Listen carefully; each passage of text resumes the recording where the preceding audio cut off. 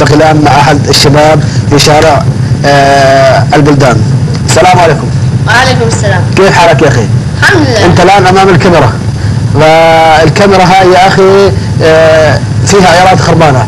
يعني إحنا لما بنحكي كلامنا هسه مش مفهوم، لكن لما بنوطي صوتنا وشوي شوي الصوت بيجي عند المستمعين والمشاهدين واضح. فمشان هيك بدك تتعاون معنا على اساس يكون صوتك واطي زي ما نحكي معك. ماشي يا اخي؟ ماشي يا اخي. كيف حالك؟ الحمد لله. كيف الصحة؟ الحمد لله. قل لي شو؟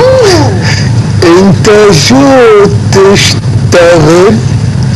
والله انا قاعد بشتغل على فرشة قطن.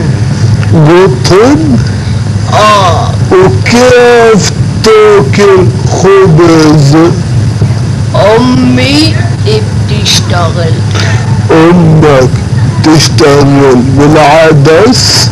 لا بالعدس. لا بالعدس، فكرت بالعدس. ضني. لا السلام عليكم ورحمة الله. عليكم السلام. إذا قدرنا نلتقي مع الاسم. ما اسمع. كيف حالك؟ كيف أخبارك؟ كيف صحة؟ شو مسوي؟ انا قاعد على فرشة قطن. على قطن؟ زمايلك قاعد؟ والله انا صار لي سنة. يعني عمرك ما اشتغلت مرة؟ ما اشتغلت. الشغل هذا طبعا انت متعود عليه يعني؟ يعني والله مش كثير. قدرت انا كل يوم؟ كل يوم ماما بتجي. شوفير انت ولا بتسرع على الفرشة؟ انا بسوق طيارة. بسوق طيارة؟ وفي كنترول معك؟ لا. طب سيبك شغلني مع الكنترول. الكنترول والله بده مصاري. بمصاري؟ ما فيش مصاري؟ يا خساري. السلام عليكم.